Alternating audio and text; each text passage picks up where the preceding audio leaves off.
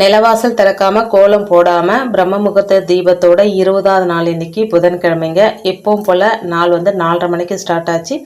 4:45க்கு இந்த தீபம் ஏற்றுறேன். 4:45 5:15 மணி வரைக்கும் மெடிடேட் பண்ணிட்டு அதுக்கப்புறம் கொஞ்ச நேரம் கழிச்சு விளக்க குளிர வச்சுட்டு அதுக்கப்புறம் தான் போயிட்டு நிலவாசலில் தண்ணி தெளித்து கோலம் போட்டுட்டு என்னுடைய ரெகுலர் வேலையை நான் செய்வேங்க.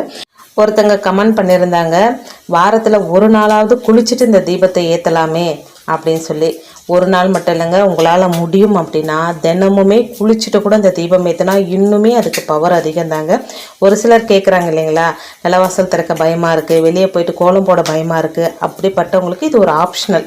இப்படி செஞ்சாலும் பலனுண்டு அப்படின்னு சொன்னதுனால தான் அதை லைவாக நானே செஞ்சு காமிச்சிட்ருக்கேங்க.